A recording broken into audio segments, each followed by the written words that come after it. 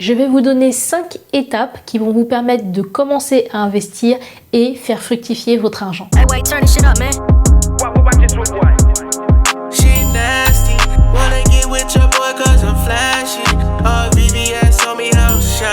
Hey ladies, bienvenue sur la chaîne de Ladies Budget, je m'appelle Marie-Laure et toutes les semaines je vous propose des méthodes et des astuces pour vous aider à gérer votre budget au quotidien en toute féminité, simplicité et authenticité. Dans la vidéo d'aujourd'hui, on va parler d'un sujet qui en intéresse beaucoup. Il s'agit de l'investissement. La première étape, c'est de comprendre l'importance de l'investissement. L'investissement, c'est un moyen puissant pour faire fructifier votre argent sur le long terme. Il ne faut surtout pas oublier cette notion de long terme parce qu'on a trop tendance à croire que lorsqu'on investit de l'argent quelque part, on peut en tirer les gains rapidement. C'est généralement faux et lorsqu'on vous vend des gains rapides en quelques mois, en général, il y a un loup derrière. Si vous placez de votre argent de manière judicieuse avec une bonne stratégie, vous aurez la possibilité de réaliser des gains substantiels et également de protéger votre argent de l'inflation. Le sujet de l'investissement est très important pour les femmes parce que on est souvent les plus exposés lorsqu'on a des difficultés dans la vie. C'est vraiment l'opportunité de devenir indépendante financièrement,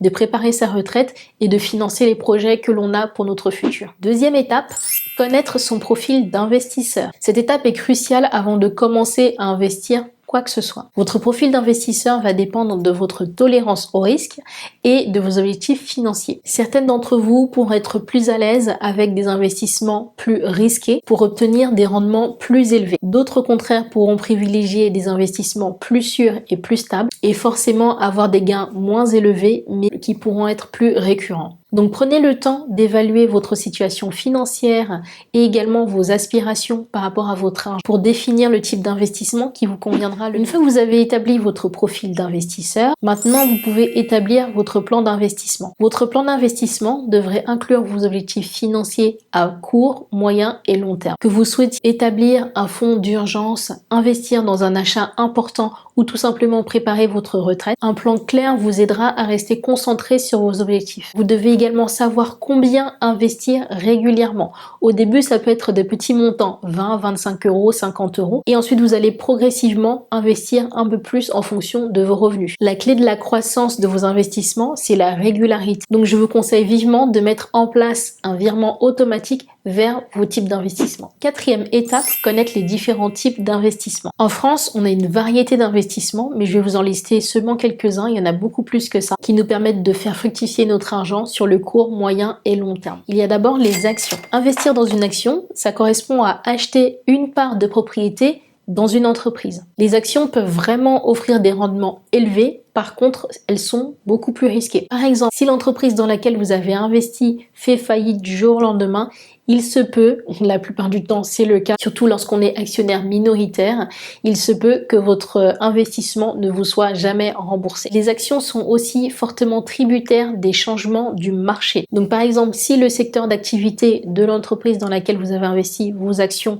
est en difficulté et que les actions de manière générale sont en chute libre, il se peut fortement que vous perdiez du jour au lendemain tout l'argent que vous y avez mis et à contrario, si c'est un secteur d'activité qui se porte très bien et qui évolue bien par rapport aux fluctuations du marché, vous pouvez gagner le jackpot. Deuxième type d'investissement, les obligations. Les obligations, ce sont des titres de créances qui sont émis par des entreprises ou par des gouvernements. Elles offrent généralement des rendements beaucoup plus stables et elles sont considérées comme moins risquées que les actions. Je vous donne un exemple. Si vous investissez dans des obligations d'un gouvernement tel que la France ou un pays européen, généralement ces pays-là sont considérés comme étant des pays stables et dont l'économie est relativement équilibrée. Troisième type d'investissement, les fonds d'investissement, qu'on appelle également des ETF. Les fonds d'investissement, en fait, ça vous permet de diversifier vos placements. Ça revient au même que l'expression qui dit ne pas mettre tous ses œufs dans le même panier. Donc, dans ce panier-là, vous allez avoir des actions, des obligations et d'autres types d'actifs. Et mettons, si vous perdez un peu d'argent avec des actions, vous allez peut-être pouvoir gagner de l'argent avec des obligations ou les autres types d'actifs, ce qui fera que votre investissement de manière globale n'aura pas beaucoup perdu ou aura obtenu des gains sur le moyen et long long terme. Donc c'est un type d'investissement qui est plutôt intéressant pour les personnes qui ne savent pas trop comment fonctionner au début, qui ne savent pas vraiment où investir leur argent, qui n'ont pas forcément d'éducation par rapport aux entreprises, par rapport à la bourse et par rapport à l'économie en général. Donc vous avez tout à fait la possibilité d'acheter un petit panier avec plusieurs types d'actifs à l'intérieur. C'est déjà un bon début. Quatrième type d'investissement, l'immobilier. Alors, je sais que c'est plutôt controversé maintenant. Il y a ceux qui sont pour l'investissement immobilier et ceux qui sont entièrement contre l'investissement immobilier. Moi, personnellement, je me trouve un peu entre les deux. Tout est toujours une question de stratégie d'investissement.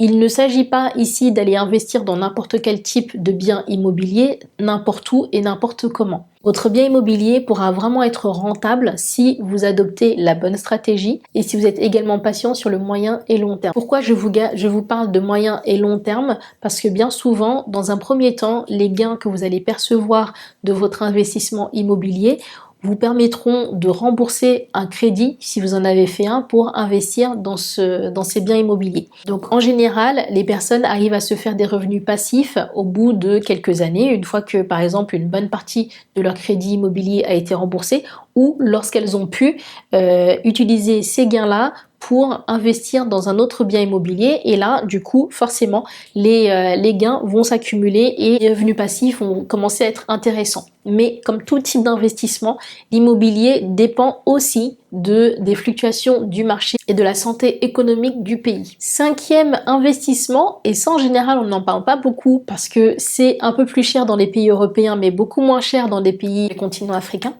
ce sera le foncier. Donc pour celles qui viennent d'un pays africain comme le mien ou qui ont la possibilité d'avoir accès à l'achat dans les pays africains, c'est ce que j'ai commencé à faire l'année dernière avec ma mère. C'est très souvent une bonne opportunité pour pouvoir faire de l'achat-revente de terrain. Je vous prends un exemple, je sais qu'au Sénégal, pour en avoir parlé avec ma meilleure amie dernièrement, je sais qu'au Sénégal, il y a des terrains qui se vendent vraiment pour pas très cher, entre 1500, 3000 euros, 5000 euros, même moins que ça, que vous pouvez acheter relativement facilement, bien entendu avec la bonne stratégie, avec les bons contacts sur place et toujours en ayant une vue sur ce que vous faites. Vous avez la possibilité d'acheter et de revendre assez rapidement et de vous faire très souvent une plus-value x2, x3, x4 dans certains cas. Cinquième et dernière étape, n'hésitez pas à faire appel à un conseiller financier. Ce sont les personnes qui sont les mieux placées pour vous aider à investir, surtout quand vous débutez et que vous avez vraiment du mal à comprendre, à faire la différence entre les différents types d'investissements, etc. Le conseiller financier va vous aider dans les différentes étapes que je viens d'énumérer avec vous et vous aidera également à placer au mieux votre argent et à utiliser la bonne stratégie, notamment en termes de plan d'investissement, pour vous permettre de faire fructifier votre argent au mieux. Et voilà, je vous ai donné les 5 étapes qu'il vous faut pour commencer à faire fructifier votre argent. On va les reprendre ensemble, comprendre ce qu'est l'investissement financier, connaître son profil d'investisseur, établir un plan d'investissement, choisir les bons types d'investissements qui sont adaptés par rapport à vos aspirations et par rapport à votre profil d'investisseur, faire appel à un conseiller financier qui vous aidera dans vos différentes démarches. Si cette vidéo vous a plu, n'hésitez pas à la liker, partagez-la à un maximum de femmes et surtout celles qui ont envie de faire fructifier leur argent dès maintenant. Abonnez-vous à ma chaîne et suivez-moi également sur Instagram @ladies-budget. See you ladies. She nasty. Wanna get with your boy 'cause I'm flashy.